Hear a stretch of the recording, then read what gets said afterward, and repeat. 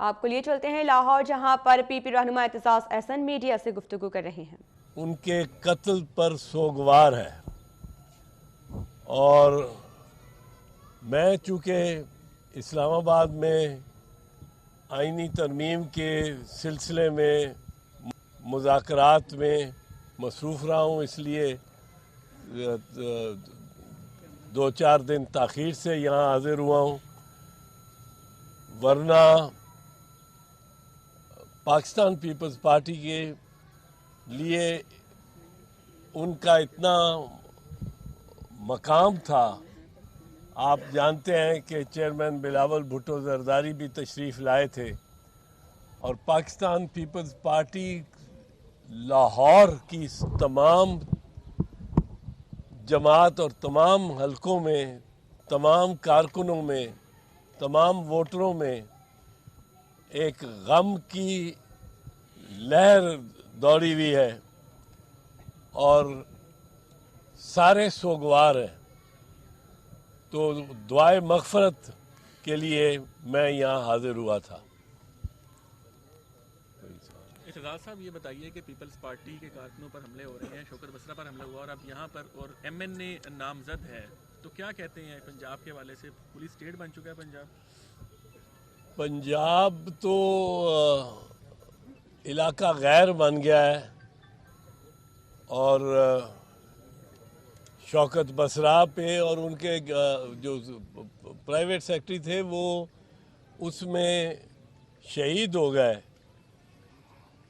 Babar but صاحب کو شہید کر دیا گیا۔ بسرہ صاحب الحمدللہ محفوظ رہے، لیکن ان کو بھی چوٹ آئی، اور ادھر بھی ایف آئی آر اور تفتیش اور پولیس کی کارروائی درست نہیں ہو رہی، اور یہاں بھی اب چونکہ ایم این اے ملوث ہیں منصوبہ بندی میں، ان کا براہ راست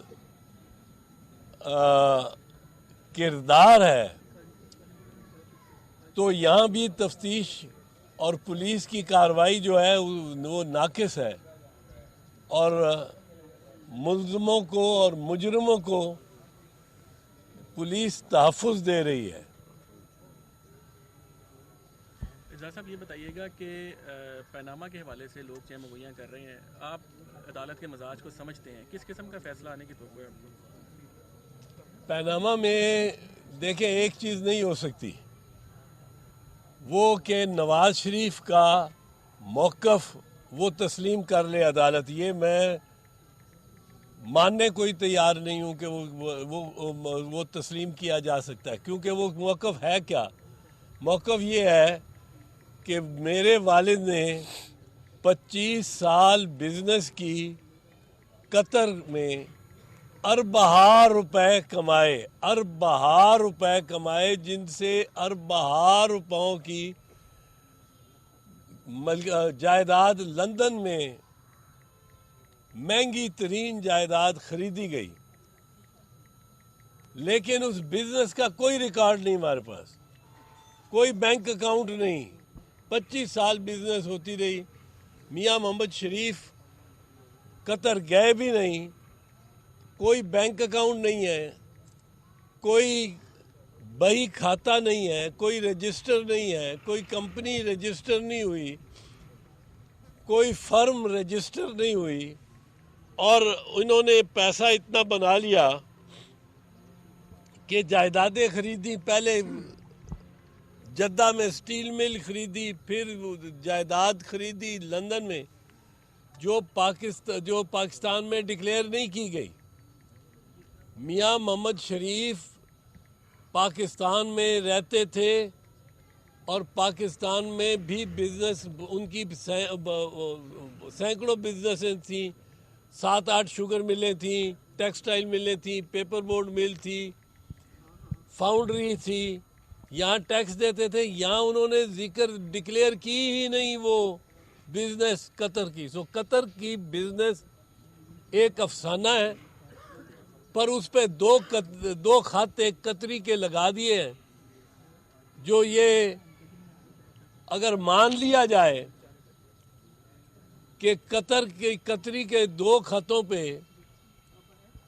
اربہ کی بزنس کالے دھن سے سفید ہو جائے گی تو پھر تو پاکستان میں ایک مالیاتی انارکی آ جائے گی. پھر تو ہر کوئی جس نے رشوت خوری سے 3-4 ارب روپے کمائے ہیں، ہیروئن فروشی سے 3-4 ارب کمائے ہیں، ڈاکے مار کے 3-4 ارب کمائے ہیں، وہ قطر جا کے یا کویت جا کے یا سعودیہ جا کے یا بحرین جا کے امارات جا کے ایک خط لے آئے گا ایک عربی سے، اس کو کوئی 2-3 کروڑ دے کے، اور ایف بی آر کو کہے گا کہ یہ ساری میری جائز دولت ہے اور جائز کمائی ہے. سو نواز شریف کا موقف نہیں مانا جا سکتا. رہ گئی بات کہ سپریم کورٹ پھر فیصلہ کیا کرنے جا رہا ہے، اس کا کہنا گو مشکل ہے، پر ایک چیز نظر آتی ہے. آپ دیکھ رہے ہیں لاہور میں پیپلز پارٹی کے رہنما اعتزاز احسن میڈیا سے گفتگو کر رہے تھے، جس میں انہوں نے کہا کہ بابر بٹ کا قتل ناقابل تلافی نقصان ہے.